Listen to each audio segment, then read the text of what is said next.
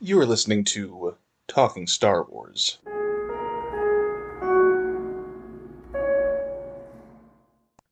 Hello, Star Wars fans. I'm Alex, And I'm Connor, and today we are going to talk about Star Wars. as we normally do. And today we're going to delve into a character spotlight. Welcome to episode 74, our character spotlight on General Grievous.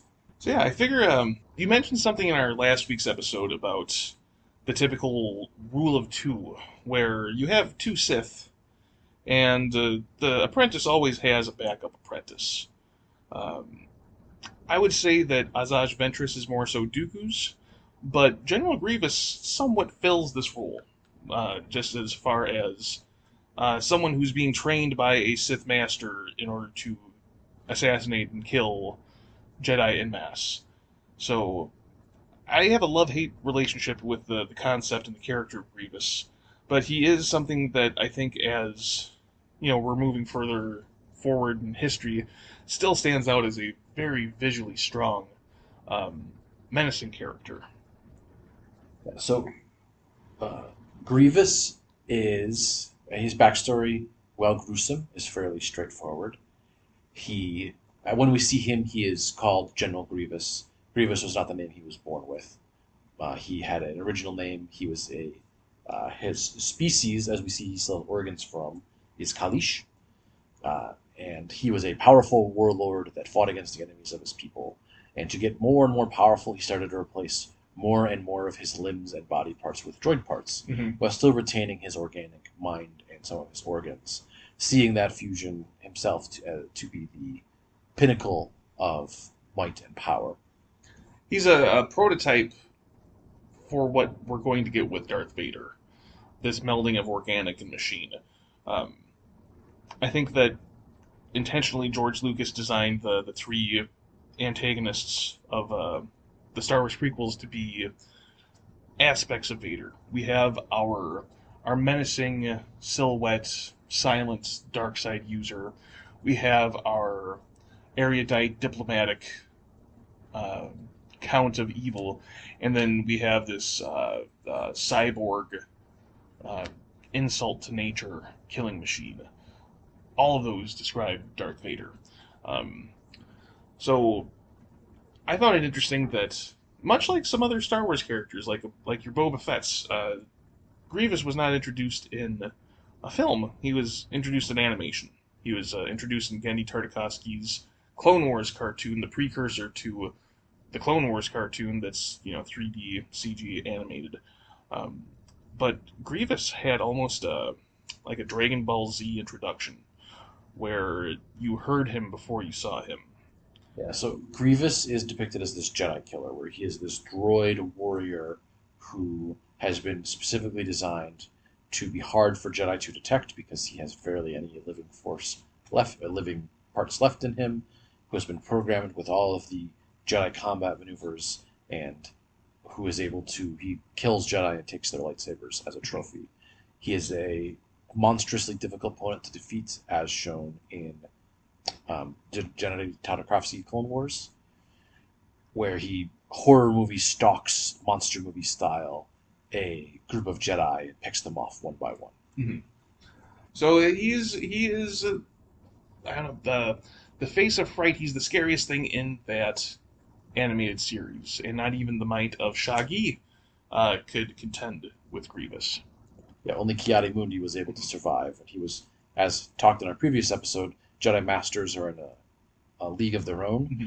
and Grievous is constantly trying to kill a Jedi Master. He kills many Jedi Knights, but he eventually, every time he fights a Jedi Master, we see he loses. Mm-hmm. And we see him after this training with Dooku, and Dooku is still able to get the upper hand, even if Grievous is using multiple blades. And we get him kidnapping Palpatine as a direct precursor to Episode 3, and we get sort of an inspiration, if not a direct origin, to his organic cough, which is when he faces up against another Jedi Master in the form of Mace Windu. Windu crushes his chest cavity, and It's not very potentially, light, which is not very light side of Mace, oh but no, perhaps we can forgive him given the Chancellor was being abducted, Mhm. and uh, in one of her many deaths, Shakti had just been murdered by Grievous. Poor Shakti. So, yes, we have this incredibly intimidating foe who arguably takes a bit of a step down in Episode 3. So that's his Legends continuity. His backstory is pretty much the same between Legends or the current canon. Kaleesh warlord replaces more of his body with droid parts, eventually becomes the supreme military commander of the Confederacy of Independent Systems, before leads their armies quite successfully, though with some difficulties, given his opponents were Jedi, until he is killed by Obi-Wan Kenobi at the close of the Outer Rim sieges. But we actually get some of the most details about his backstory from the book Dark Legends, which tells the legend of Grievous from the perspective of the droids that served under him and how they hated him because he would just slice and destroy a bunch of droids whenever he was upset. So his droid subordinates feared and hated Grievous because, as we can see in the Clone Wars show, he abandons them at the first opportunity to save his own skin. Personal bravery is not a character trait Grievous possesses an excess of, which is somewhat practical and somewhat, I'm not sure I would call him a coward, but I would definitely call him an opportunist. So, but this is there is some tension with Grievous in that he is filling two narrative roles simultaneously, which you can do with a character, but each role requires different skills from him. And I think you could read this in universe as the Sith only respect personal might, but that the person who has personal might is not necessarily the best general. In the real world, we don't expect the general to be the best sniper or know how to drive every version of tank or pull the trigger himself on giant cannons. In the Star Wars world, sometimes if you're a general, you're still going to have to go do those things. So Grievous is both a peerless personal warrior who Dooku expects to be able to go toe-to-toe with a Jedi Master and live. And in fact, when Grievous stops performing, Dooku lures a Jedi Master and Padawan, or Jedi Knight, to his lair and forces him to fight them. But he is also expected to be a military commander who coordinates fleets, forces, secret missions, and so on. And I would argue that Grievous shows only moderate success in both areas. And I think that you could view this as the dichotomy between how Jenny Tartakovsky depicted him and then how George Lucas wrote him, and then trying to fill both narrative roles. Or you could feel that he's not able to do both to the best of his ability because due to the way the Confederacy of Independent Systems is set up and how Dooku's trust works, he's forced to try to do both, which means he fails at both. Seeing him as a character in the Clone Wars, we start to bridge this gap because we see him as a tactician alongside being a combatant. Because in Episode 3, we only get to see him fight Obi-Wan Kenobi.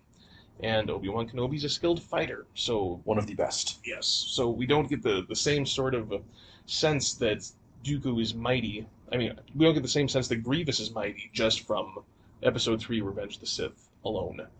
And even in the Clone Wars 3D animated series, he's not a great tactician, because he always loses. He doesn't have an incredible track record when it comes to, events that would allow him to appear intimidating. I would say until we get to Tales of the Empire, where we see him Grievous conducting his genocide against the Night Sisters. Seeing his might in that regard, seeing how, you pit him up against opponents who aren't, one of the most capable combatants in the galaxy, and it demonstrates how intimidating he is. It's a problem. It's like, are you tall? You've been standing next to Shaq the whole time. It's like, is Grievous powerful? Yeah, but we always see him fighting Anakin Skywalker and Obi-Wan Kenobi against clones or even a normal Jedi. He is a fearsome and almost unstoppable opponent. Even Kit Fisto, when Kit Fisto and his former Padawan are lured to Grievous' lair, the young Jedi, freshly knighted Jedi Knight, is easily dispatched by Grievous. But then Grievous tries the same tricks on Kit Fisto, and Kit Fisto manages to escape, but does not try to drive home his advantage and kill Grievous. But Grievous significantly underestimates the power available to a Jedi Master. In terms of also intimidation factor, do you think that Grievous is as intimidating when he speaks to Jedi than when he is very quiet? I think Grievous is his tragic sin is pride. Hmm. I think they portrayed it more, Gennady Tartakovsky, more on the Wrath side, where he is just this silent killer. Um, the canon depiction of him is more of this mustache twirling villain. Hmm. If he hadn't gotten rid of his mustache pores to be able to grow one, but if Grievous had a mustache, he would be twirling it. So he likes to taunt. He likes to prove himself superior to his enemies. Hmm. He likes his enemies to grovel and beg, which are all things he could have learned from Dooku because it's very Yes. Sith-like, and and I think it was a deliberate choice by Palpatine to have Dooku put him in charge, Hmm. because Dooku can now be the refined political leader who could make peace if Palpatine ever needs peace to be declared, and Grievous can always be used as a sacrifice because Hmm. Grievous is more machine than man, is commanded to commit all these atrocities, and is the boogeyman of the Republic for 4 years. It's why his defeat is said to end the war. So this gives a villain to put the face on the Confederacy's armed forces that when he's defeated, Palpatine can use. It's like, I mean, the real world the parallel I would see would be when President Obama was able to order a team to kill Osama bin Laden. When Palpatine is able to order a team of Jedi to invade Utapau and kill General Grievous, that only solidifies Palpatine's position and allows him to end the war on his own terms, Sure. especially after having killed all of the other separatist leaders Mhm. with his freshly minted apprentice, Darth Vader. It's important to point out that Grievous is never an apprentice to the dark side. He's never in that rule of two. He's not decked out in dark garb. It's Oh, he's not force sensitive at all. Yeah. In fact, there is a comic from villains of the Confederacy or villains of the um, Republic. Yeah, there's a series of comics where it was both heroes of the Republic, and we have like Mace Windu and Yoda, and then there were little comic series about different villains of the Confederacy, and one of them was focused on Grievous when he finds a powerful force, not quite a vergence, but like an area in the Force where you could go there, and the Jedi were forced to abandon it. Mhm. And Grievous heard it was a place you could gain great power, but all the Force does is tell him that he's cut away almost all the parts of him that can feel the Force, and that this place was not for him. So of course he orders the temple to be bombarded from orbit and leaves, Mhm. and then we just see after he leaves out of the system, it's still there floating in the air because you cannot use Force to destroy the material. Mhm. So Grievous is always jealous of the Force and those who could wield it, and just replaces more and more of himself with machine.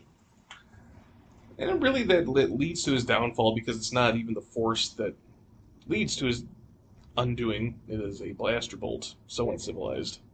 I mean, much like Ezra in Ahsoka using a blaster, if a Jedi's doing any attack, the Force is their ally. So it might be an uncivilized approach, but Obi-Wan just needs to get over himself a little bit. So, the depiction of Grievous. So let's look at him as a warrior Mhm.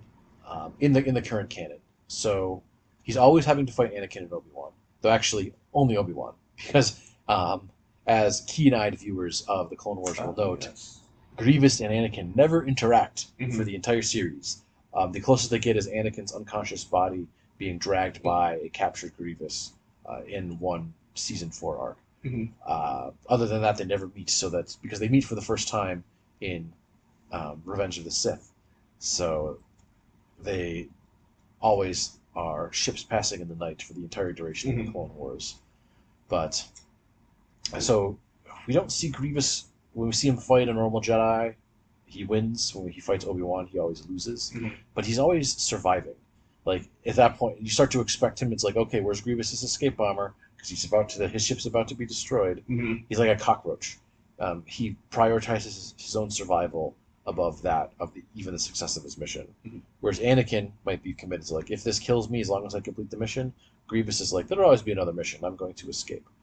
And he doesn't have a force of living beings that he needs to make sure survives with him to the next battle. It's like, yep, the ship and the droid are all replaceable. I will just get to a new one. Parts of me are replaceable. As long as you don't crush my chest cavity, I'll be fine. Oh, my chest cavity. Yeah.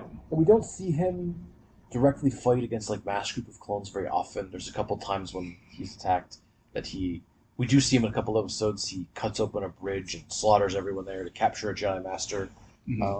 So he is depicted as a fearsome opponent, but never quite to the horror movie levels where Gennady Tartakovsky introduced him. As a tactician and strategist, that's where, you can point to, well, I'm trying to think if you think strictly of Lord Vader. Do we get many successful campaigns that he launches? Darth Vader? Yeah, he allows the rebels to escape on Hoth. Anakin was always a better tactician than strategist. So, like, in an actual military engagement, like, knowing what forces to put where, great. Like, logistics and strategy, that was always Palpatine's thing. Or Kenobi's thing. So, and I think Grievous is the same way, and part of that, I think, is deliberate, in that Sidious does not actually want the Confederacy to win the war, no. whatever he's telling Dooku. So whenever one side gets too many victories, he starts feeding information or false information from one to the other. So he's trying to manipulate this forever war until the conditions are right for him to seize power. And then eventually his hand is forced a little early when Grievous is not able to escape and is killed, and then his attempt to sway Anakin succeeds, but not quite as completely as he wanted it to, and he's disfigured. So he launches Order 66 ahead of schedule. But I think we have to view Grievous is there because he is a brutal personal warrior who can be relied on to probably survive. He will do whatever Dooku orders without question. Whether that's bomb this innocent planet, order droids to massacre this city, take your army and go commit genocide against the Night Sisters. None of that gives Grievous any pause whatsoever. And I think that is his primary value to Dooku, and by extension Sidious, is that he will do whatever is required. Grievous is by design a flat character. He does not question his motives. He does not grow or change. He does not achieve any enlightenment. He does not even get any worse. He is the same character from the time he is introduced until he is killed. And this does not mean that he is a bad character. In fact, I do enjoy Grievous as a character despite his various interpretations. But he serves then as a foil, whereas we have like Maul or Savage who grow and change as antagonists. Even Palpatine makes decisions and we see him pursuing his goals. Grievous is a cat's paw manipulated by other people and is more of force. So I think it is more interesting with him what he shows about other people than himself, because he himself quintessentially refuses to change. Yeah, and he, I would say that he's kind of reached his pinnacle by the time he's gotten his robotic four-armed body. So his willingness to develop from there, train from there, could be diminished. I definitely prefer the more so silent killer to your military strategist, but I recognize that role needs to be fulfilled in a separate army in some way. Sidious needs a boogeyman that can be murdered by the Jedi or murdered by the Grand Army of the Republic to then give himself a win that will propel his popularity and allow him to make their transition to a galactic empire. Here I thought the alien Dirge was going to fill that role and show up in Revenge of the Sith at some point. Well, Dirge shows up in Dr. Aphra, so he's around. But the Gendai are mysterious individuals. Well, yeah, when it comes to Grievous acting as this secondary antagonist, any thoughts, any challenges to his role, his might, his popularity? Yeah, again, I think we talked about his value and how he was willing to do anything, and I think we see the value of him being personally powerful and survivable is that it's hard for the Jedi to kill him, and they want him around. And if you have a bunch of Force-sensitive Night Sisters who can manipulate people's minds, send in droids and Grievous, and they'll get it done. Yeah, because they are not affected in that same way. Yeah, but never is he ever in a position to be personally popular enough to pose any political threat to Dooku or Sidious. So that is also another purpose. So he reminds me a little bit of Maul in that way, in that he is a tool that Palpatine builds up and is ready to discard whenever he needs to. And Grievous does not realize he is a tool. He recognizes Dooku as his master and that he's his commander, but does not, until the end, even realize how expendable he was to the Separatist cause. Mhm. That the entire Separatist cause is, in fact, expendable. Right. So I think he's there as this, sneering, mustache twirling villain who will take heinous actions. He can be foiled and say, "Team Rocket blasting off again," and fly away in his escape shuttle to only return, because Mhm. we know he's not going to. During the whole sort of course of the Clone Wars, we know he won't Mhm. die. Um, but I do agree that he probably, because he's defeated so often, like Corypheus in Dragon Age, he loses a little bit of his edge when he's constantly being defeated.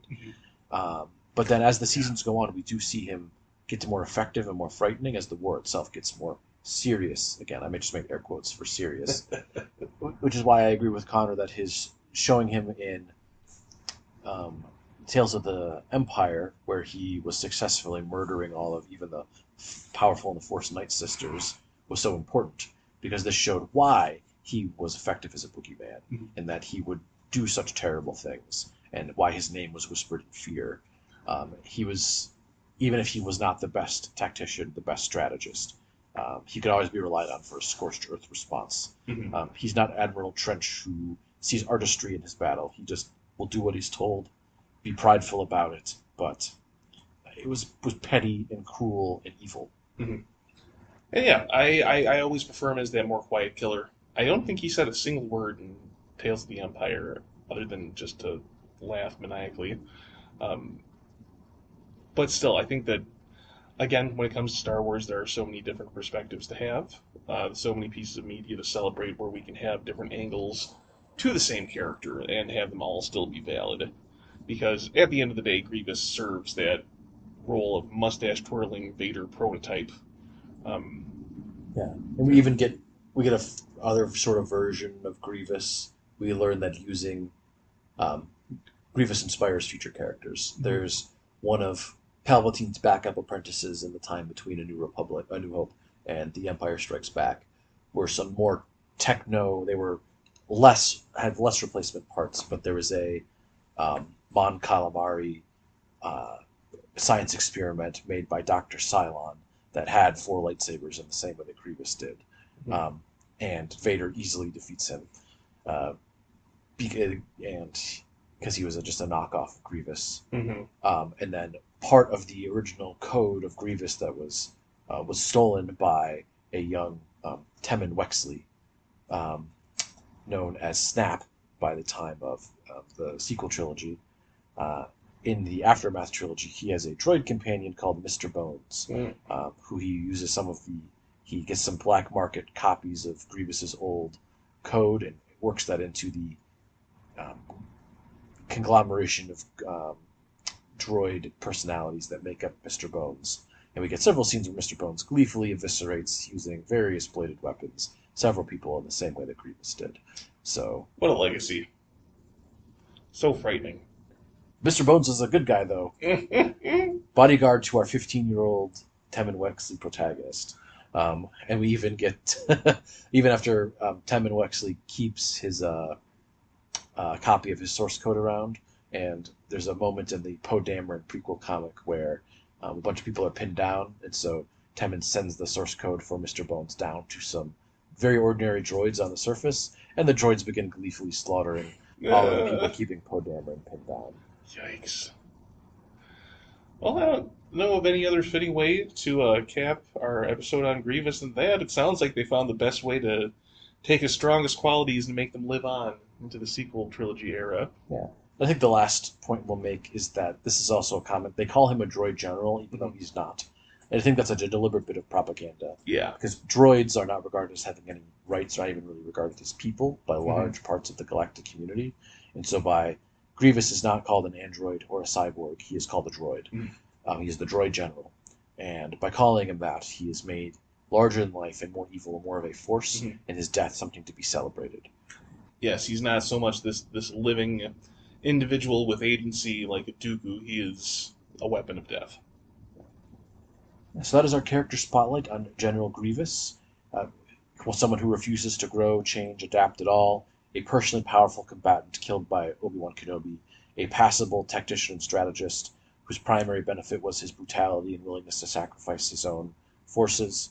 eventually laid low as a sacrifice to end the Clone Wars, and was barely remembered afterwards, though inspired some copycats that were um, of various success. But never do we see again someone so willing to subjugate their organic parts. Um, Somewhat from the novel The Last Shot, where we get a crazed doctor who replaces people's organic parts with droid parts and drafts organic parts onto droids. So the same kind of body horror there, but nothing that directly calls back to Grievous. Mhm. Yes, that was our retrospective character spotlight on General Grievous, the strong qualities and the unexpected qualities that, from a cursory surface view, we wouldn't normally see. So join us next time for more Talking Star Wars. Until then. We'll see you sometime soon in a galaxy right here.